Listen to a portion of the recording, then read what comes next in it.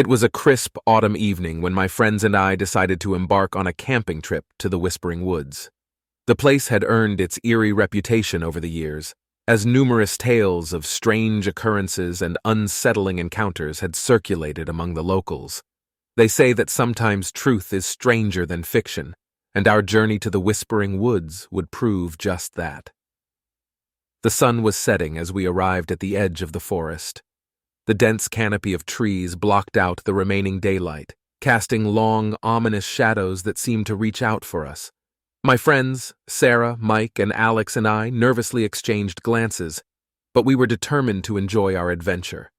We set up our campsite by a small clearing near a babbling brook, hoping that the soothing sound of running water would help us relax. As darkness enveloped the forest, we gathered around the campfire, the only source of warmth and light. The wind began to whisper through the trees, setting an unsettling atmosphere. Mike attempted to lighten the mood with ghost stories, but his tales only added to our unease. Little did we know the Whispering Woods had its own story to tell. Around midnight, we heard it for the first time, the whispering. At first, we dismissed it as the wind rustling the leaves or the babbling brook playing tricks on our ears. But it grew louder and more distinct, as if someone was standing just beyond the reach of the firelight, uttering words we couldn't quite comprehend. We strained to listen, our hearts pounding in our chests. "Did you guys hear that?" Sarah asked, her voice trembling. We all nodded, our faces pale with fear. The whispering continued, growing more insistent, as if it was trying to communicate with us. We couldn't make out the words, but the tone was unmistakably desperate, filled with sorrow and longing. Mike, always the adventurous one, stood up and said, "I'm going to find out what that is. It could be someone in trouble." We tried to dissuade him, but he ventured into the darkness, following the eerie whispers. The rest of us huddled closer to the fire, anxiously awaiting his return. Minutes turned into hours, and still, Mike didn't come back. The whispering continued, now punctuated by his name. "Mike, Mika." Tears welled up in Sarah's eyes, and Alex and I exchanged terrified glances. It was as if the forest itself had swallowed Mike whole, and the whispers had become mocking, taunting us with our helplessness. As dawn approached, our nerves were frayed, and we decided to leave the forest and find help. We packed up our belongings. All the while, the whispers followed us, growing fainter as we moved away from the heart of the Whispering Woods. When we finally reached the nearest town, we reported Mike missing to the local authorities. Search parties were organized, but no trace of him was ever found. The police couldn't explain his disappearance, and we were left with nothing but questions and guilt for not stopping him from entering that cursed forest. Months passed, and the events of that night haunted our dreams. We couldn't escape the feeling that something malevolent had taken Mike, something that dwelled within the Whispering Woods. Desperate for answers, we decided to return to the forest 1 year later, hoping to uncover the truth. This time, we came prepared with equipment to document our experience.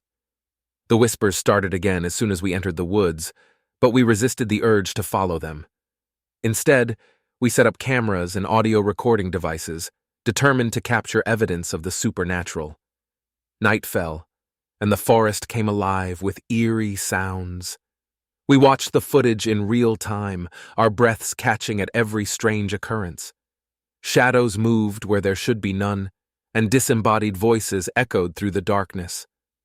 The recordings confirmed what we had suspected all along. The Whispering Woods were haunted by something beyond our comprehension. Then, we heard it, a voice that sent chills down our spines. It was Mike's voice, distorted and agonized.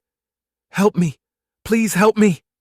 Sarah screamed, and I felt a cold hand on my shoulder. I turned to see a shadowy figure, its eyes hollow and filled with malice. Before I could react, it lunged at me, and everything went black. When I woke up, I was alone in the forest, my friends and all our equipment gone. I stumbled out of the Whispering Woods, disoriented and terrified, my mind filled with the whispers that seemed to linger in my ears. To this day, I don't know what happened in the Whispering Woods, but I can still hear the faint whispers in the darkest corners of my mind. And every night, as I lie awake in bed, I wonder if Mike is still trapped within those haunted woods, his voice forever lost in the chilling winds of the whispering woods.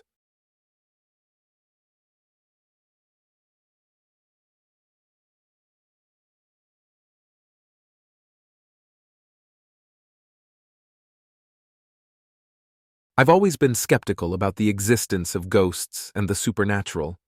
That was until I experienced something that shattered my disbelief and left me with a chilling tale that still keeps me up at night. It all began on a cold, dreary night in late October. My friends and I, Mike and Sarah, decided to spend the weekend at an old, rundown house on Willow Street. It had been abandoned for years, and rumors circulated about its dark past. Despite the warnings from the locals, we were drawn to the mystery of the place. As we approached the house, an eerie silence settled over the neighborhood. The moon cast long shadows across the overgrown lawn, and the windows were shattered, like empty eye sockets staring into the abyss. We should have turned back, but our curiosity pushed us forward. Once inside, the musty odor of decay hung in the air. Dust-covered furniture and cobwebs filled the rooms. We set up our sleeping bags in what appeared to be the living room, and as the wind howled outside, the atmosphere grew increasingly unsettling. That night, as I lay in my sleeping bag, I heard faint whispers echoing through the house. I couldn't make out the words, but they sent shivers down my spine. I thought it might be Mike and Sarah playing a prank on me, so I called out to them, but there was no response.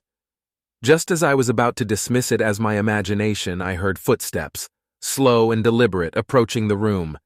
Panic welled up inside me, and I struggled to unzip my sleeping bag.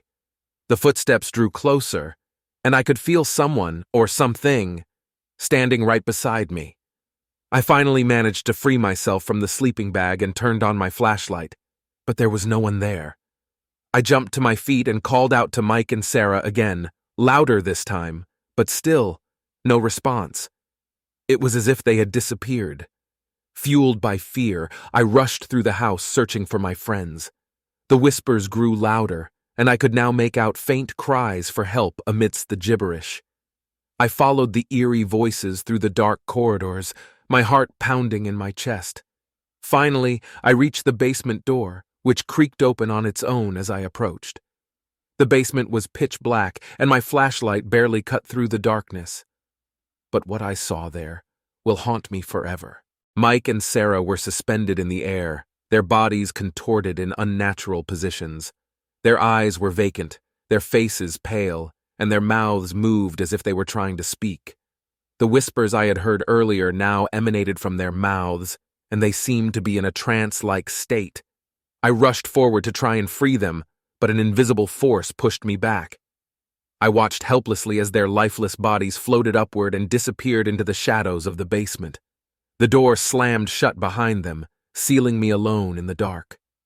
Desperation and terror coursed through me as I frantically searched for a way out. The whispers grew louder, echoing in my mind. I felt a malevolent presence all around me, and I knew I was not alone. In the dim light, I saw a flicker of movement, a figure, shrouded in darkness, standing in the corner of the basement. Its eyes gleamed with an otherworldly light, and a wicked smile formed on its ghostly face. It was a presence from beyond the grave, a malevolent spirit that had lured us into its trap. I tried to scream, but no sound came out. The entity approached, and I could feel its cold, icy breath on my neck. It whispered incomprehensible words, and a searing pain shot through my head. My vision blurred, and I fell to my knees, helpless against the overwhelming evil that surrounded me. As the darkness consumed me, I realized the horrifying truth. The stories about the house on Willow Street were all too real. We had trespassed into a realm of darkness and despair, where the souls of the lost were trapped for eternity. I awoke the next morning, drenched in sweat, my heart pounding. It had all been a nightmare, or so I thought. But as I looked around, I knew the horror was far from over. The whispers still lingered in the air, and the malevolent presence still loomed in the shadows. To this day, I can't escape the feeling that something from that night followed me home. I hear the whispers in the dead of night, and I see glimpses of the sinister figure in the corners of my room. I'm haunted by the chilling events on Willow Street, and I can't help but wonder if the malevolent spirit that claimed Mike and Sarah is still lurking, waiting for its next victim. I've learned the hard way that some horrors are all too real, and some nightmares never truly end. The house on Willow Street is a place I'll never forget, a place where the line between the living and the dead blurs, and the darkness is always waiting.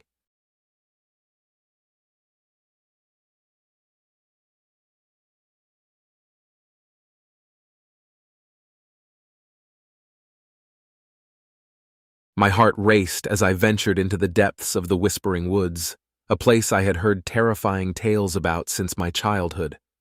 The setting sun cast long shadows through the gnarled trees, and a chilling breeze sent shivers down my spine. I had always been skeptical of the supernatural, dismissing ghost stories and urban legends as mere fiction, but that evening, I was about to experience something that would change my perception forever. It all began when my friends and I decided to embark on a camping trip in a remote forest. We were seeking adventure, a break from our mundane lives, and we thought the Whispering Woods would be the perfect place to find it. The rumors surrounding the woods included whispers of ghostly apparitions, strange disappearances, and a persistent feeling of being watched. Despite these ominous stories, we shrugged them off as local folklore and set up our campsite near a small clearing. The first night passed without incident. We shared stories by the campfire, laughed and gorged on marshmallows and hot dogs. The forest seemed serene, with only the rustling leaves and occasional hoot of an owl breaking the silence. But as the clock neared midnight, the atmosphere shifted. A subtle sense of unease settled upon us, and the woods began to earn their ominous reputation. I woke up in the dead of night, my heart pounding like a drum. Moonlight filtered through the dense canopy, casting eerie patterns on our tents. I could hear my friends sleeping peacefully, their soft snores echoing through the stillness. I brushed it off as a nightmare and tried to fall back asleep, but a faint, haunting whisper interrupted my efforts. "Help. Me." The voice was barely audible, like a breeze carrying a distant plea. I froze in my sleeping bag, the blood in my veins turning to ice. I strained my ears, trying to pinpoint the source of the eerie voice. It seemed to come from the depths of the forest, somewhere beyond our campsite. "Who's there?" I whispered, my voice trembling. Silence hung heavy in the air, broken only by the soft rustling of leaves. I strained my eyes, peering into the darkness, but I couldn't see anything. Just as I was about to dismiss it as a figment of my imagination, the voice returned, stronger this time. "Help me, please!" My heart raced and I couldn't ignore it any longer. Gently, so as not to wake my friends, I unzipped my tent and stepped outside. The forest was different in the moonlight, shadows morphing into sinister shapes. As I ventured deeper, the voice grew louder, more desperate. "Help me! They're coming for me!" My breath hitched in my throat. Who could possibly be out here in the middle of the night seeking help? I followed the voice, navigating through the dense underbrush. Every step I took seemed to plunge me deeper into an abyss of fear and uncertainty. My only comfort was the thought that my friends were still asleep at the campsite, oblivious to my nocturnal adventure. Finally, I reached a small clearing bathed in moonlight. In its center, I saw a figure huddled on the ground. It was a young girl, her long hair obscuring her face. She was sobbing, her cries echoing through the stillness of the forest. I approached cautiously, my heart pounding in my chest. "Are you okay?" I asked, my voice shaking. The girl looked up, revealing a face stained with tears. Her eyes were wide with terror, and she clung to a tattered doll. "They're coming for me," she whispered, her voice trembling. "They want to take me away." A sudden gust of wind rustled the trees, and I felt a presence, unseen but unmistakable. The forest seemed to come alive with malevolent intent. Panic welled up inside me as I realized I was not alone in the clearing. Before I could react, shadowy figures emerged from the darkness, surrounding us. Their forms were indistinct, like wraiths, and their whispers filled the air, a cacophony of torment. "Join us." "Never leave." The girl clung to me, her grip tightening. I was paralyzed with fear, unable to move or escape the encroaching shadows. It was then that I understood the horrifying truth.